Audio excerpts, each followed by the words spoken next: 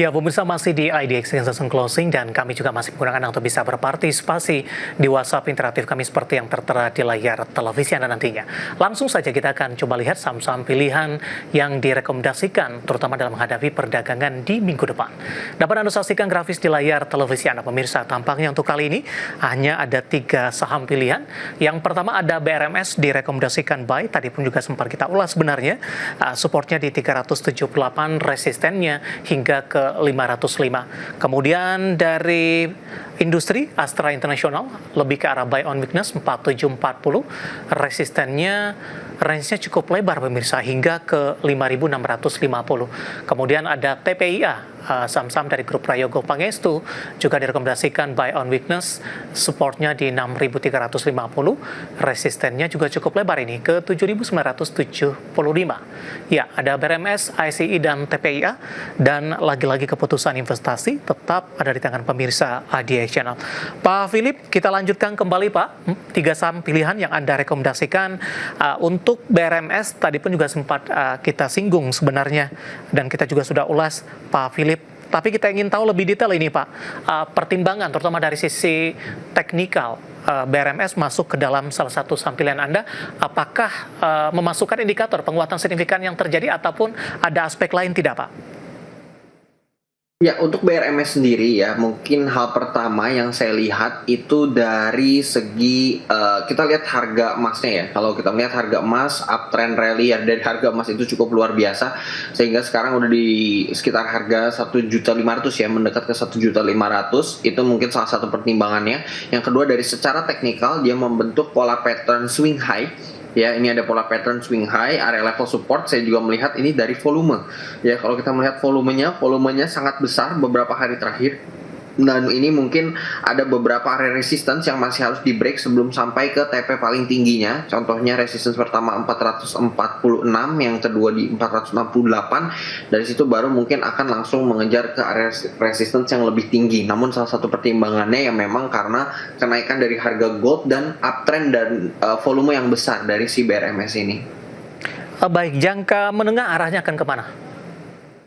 Jangka menengah kita expect pergerakannya itu sampai ke harga 470 ya, pergerakannya di 470, area level support ya tadi ya di sekitar level 390-an untuk si BRMS. Baik, penutupan hari ini di 428 menguat di 12,04% dan posisi penutupan hari ini merupakan level intraday di sepanjang perdagangan hari ini pemirsa. Dari BRMS kita beralih ke saham pilihan kedua, ada Astra International direkomendasikan buy on weakness. Saya akan ulangi kembali dari posisi supportnya di 4740, resistennya cukup lebar hingga ke 5650. Analisis dan pertimbangannya untuk Astra International Pak Philip. Ya, untuk Astra saya melihat yang pertama Astra ini udah uptrend ya. Yang kedua ini dia lagi konsolidasi, sudah membentuk area level support yang cukup kuat.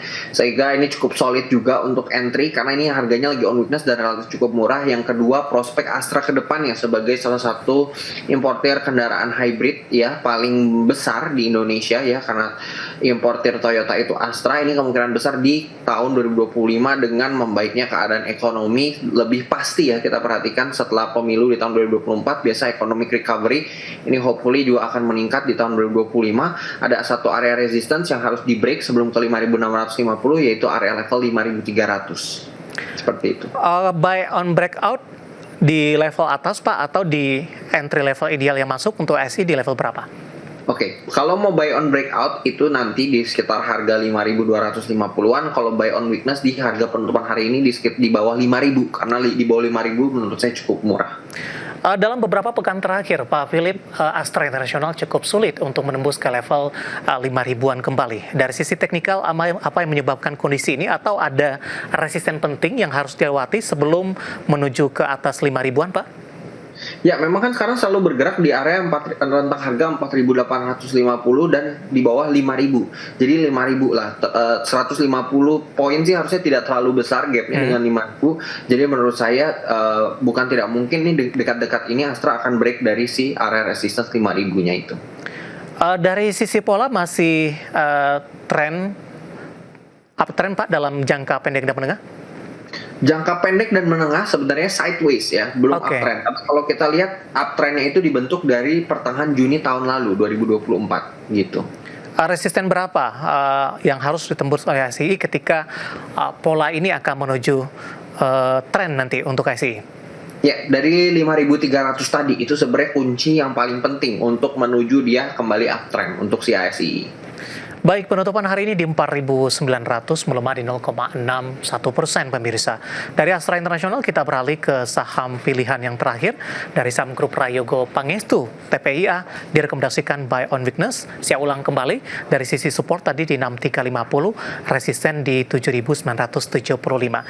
Menarik Pak Philip, sebelum kita mengulas TPIA dalam beberapa waktu terakhir saham-saham dari grup Prayogo Pangestu ini kembali kompak mengalami penguatan yang cukup signifikan begitu. Pertimbangan seperti apa?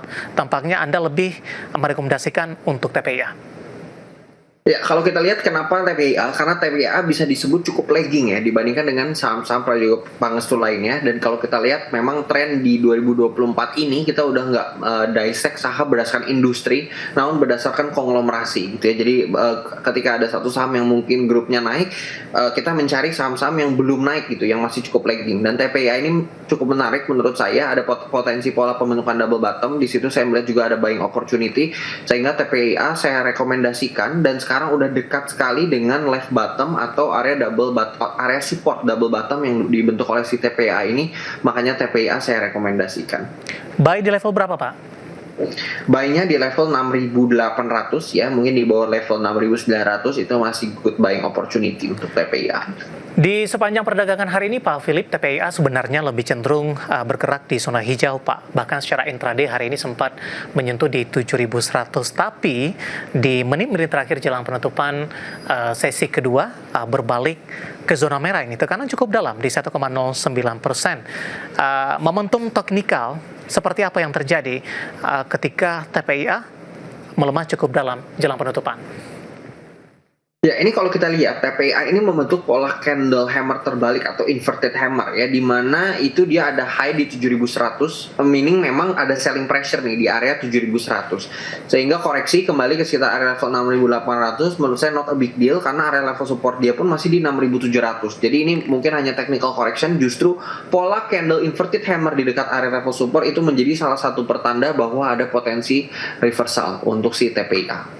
Baik, 3 saham pilihan yang direkomendasikan pemirsa tadi sudah disampaikan. Untuk 3 saham pilihan ada BRMS, Astra Internasional, kemudian juga ada TPIA. Dan lagi-lagi keputusan investasi tetap ada di tangan pemirsa IDX Channel. Kita sudah sampai di segmen terakhir dan terima kasih untuk Anda yang masih bergabung bersama dengan kami, Pak Philip. Masih cukup banyak pertanyaan, Pak. Kita akan coba ulas satu persatu. Waktu kita cukup terbatas ini. Untuk pertanyaan pertama, tadi saya coba lihat lagi, ternyata yang masuk lebih awal ada Bapak Diki dari Malaysia. Ini menyaksikan live streaming kita, Pak Philip. Menanyakan saham Arto, Pak. Baru masuk di harga 2.550. Apakah dalam 1 bulan ke depan bisa ke 2.800-an tidak? Analisis Anda. Ya, 2.800 memungkinkan, area yang harus di break 2.760 lah. Ya, kira-kira ini masih memungkinkan sih. Tapi waspada pergerakan jangka pendeknya ini downtrend, area level support 2.400. 2.400 baru masuk di 2.550, di hold saja Pak? Iya, hold saja. Oke, Bapak Diki dari Malaysia menanyakan saham Arto. Kita beralih ke pertanyaan selanjutnya. Kali ini tidak menyebutkan nama dan lokasi, menanyakan saham pakan ternak ini. Ada Java, Pak. Java ambil posisi di 1870. Apakah saham ini ada potensi kenaikan kembali? Ya, masih ada potensi kenaikan, khususnya Java ini masih sangat uptrend, asal selama dia bergerak di atas area level 1780. Masih bergerak uptrend. 187, tidak perlu averaging down, Pak? Tidak perlu. Oke. Baik, 1870 di hold saja. Hari ini 1835 menguat di 1,10%. Ikut terdampak tidak Pak dari program-program pemerintahan baru saat ini? Iya, seharusnya ya. Ini banyak ya sentimen-sentimen positif di tahun ini. Iya. Ya, jadi poultry consumer itu harusnya akan terkerek naik. Poultry sih khususnya, dengan adanya program-program pemerintah ini harusnya cukup menguat nih di tahun 2025 ini. Baik, kita bergeser ke Riau, Pak. Ada Bapak Wijang. Terima kasih juga sudah bergabung menanyakan saham auto secara teknikal dan sentimen mampukah ke atas 2.300-an kembali untuk 2 hingga 3 bulan ke depan, Pak, untuk auto. Ya, ke 2300 sangat memungkinkan. Dia sekarang bergerak di area moving average 200-nya. Jadi ini ada kemungkinan potensi rebound yang besar. 2000 yang terdekat area resistance harus di break itu 2290, baru nanti mencapai ke sekitar 2400. Masih sangat memungkinkan dan boleh di hold. Oke, Bapak Wijang dari Riau ambil posisi auto 2.300, hari ini ditutup flat di 2.200 dan masih ada potensi ke 2.400-an. Kita beralih ke pertanyaan selanjutnya. Saya akan coba cek Bapak John dari Jakarta. Terima kasih sudah bergabung. Minta bahas saham Gotoh, Pak Philip. Range-nya di situ-situ saja. Bisa diakumulasi buy di harga berapa? Bisa tembus tidak? Kemudian resisten dalam jangka pendek dan menengah. Ya, Gotoh ini udah uptrend, dia udah breakout juga. Pergerakan resistance yang harus di break itu dari 84, next resistance-nya dari 84 baru ke 92. Good area untuk buy itu mungkin di bawah, di sekitar harga sekarang ini masih oke ya, di harga di sekitar di bawah harga 85. Kalau udah breakout mungkin sedikit telat, tapi kalau mau buy and breakout ya nanti nunggu dia breakout dari 85. Resisten ke 100 ada peluang tidak, Pak? Oh, masih cukup jauh ya kelihatannya ya. 100 mungkin di kita harus lihat juga nih pergerakannya karena ada resistance besarnya itu di 92. Baik, saham Gotoh di sepanjang 2025 kenaikannya cukup signifikan ini, Pak. Lebih dominan bergerak di zona hijau. Seperti apa Anda melihat? Apakah ada ekspektasi keoptimisan dari para investor sambil menunggu mungkin untuk rilis kinerja di kuartal 4 2024? Ya, tentunya ya. Menurut saya ini ada banyak optimisme ya, apalagi memasuk sektor tech ini kan mungkin sektor yang memang sangat dependen dari ekonomi gitu ya. Kalau memang kita menghadapi ekonominya tidak begitu bagus ya, sektor tech ini tidak akan dapat funding, yang kedua juga daya beli masyarakat berkurang.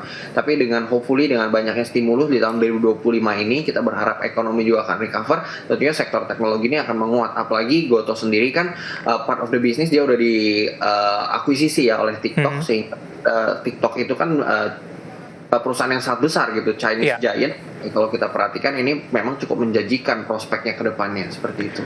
Baik, kita beralih ke pertanyaan selanjutnya, Pak. Saya akan coba bacakan. Bapak Samekto sepertinya dari Surabaya menanyakan saham JIHD, Pak, Jakarta International Hotel and Develop, punya harga di 13.45.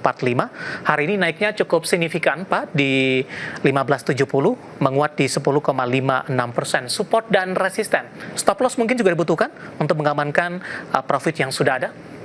Oke, 13.45 average-nya udah oke. Area level stop loss di 1420. Area resistance yang harus break itu 850, masih cukup jauh. Ini volumenya juga lumayan besar untuk pola candle bullish engulfing. Ini masih boleh di hold selama berada di area di atas 1400. Dari sisi likuiditas seperti apa, Pak, untuk JIHD? Nah, ini kalau kita perhatikan likuiditasnya ya cukup concerning ya, karena ini dia fluktuasinya sangat tinggi ya, meaning ini secara liquidity kita juga harus lihat nih dari segi bid dan offernya, apakah memang offernya tebal. Tapi kalau saya ngeliat dari berdasarkan candlenya ini cukup tipis, jadi waspada ya, apalagi hati-hati kalau ada tik-tik yang bid dan offernya sangat tipis gitu, itu takutnya kita seperti itu. Baik, ke pertanyaan selanjutnya. Kali ini juga tidak menyebutkan nama dan lokasi. Menanyakan Pegas, Pak. Ada potensi ke 17.20 tidak? Penutupan hari ini di 17.5, intraday masih di 17.10. 17.20 udah pasti ya tentunya ya, ini dia udah sempat sentuh juga 17.25 belum lama yang kemarin. Kita lihat harga natural gas-nya itu, kalau teman-teman perhatikan harga natural gas itu menguat gila-gilaan ya, monthly-nya khususnya. Nah, jadi ini untuk Pegas 17.20 udah pasti, malah target pertama 17.75 dan target kedua 130 boleh di hold selama masih bergerak di atas area level 1650. Baik, sayang sekali tidak menyebutkan sudah ambil posisi dan di level berapa. Pak Philip, waktu kita cukup terbatas, Pak. Tampaknya pembahasan tadi sekaligus mengakhiri kebersamaan kita untuk kali ini. Sebenarnya masih ada beberapa pertanyaan lainnya, kami minta maaf. Dan silakan bergabung sama kami kembali di program sama di Perdagangan di minggu depan. Pak Philip, terima kasih sudah bergabung, sehat selalu, Pak. Dan selalu Mas David, terima kasih untuk seluruh tim IDX Channel. Ya, ada Bapak Philip Jeremy, Financial Educator dan Technical Analyst Sukor Sekuritas. Dan pemirsa jangan lupa saksikan program Market Review yang akan tayang pada pukul 18 waktu Indonesia Barat. Karena urusan masa depan harus terdepan. Aku investor saham. Saya David Son of All pamit undur diri. Sampai berjumpa kembali.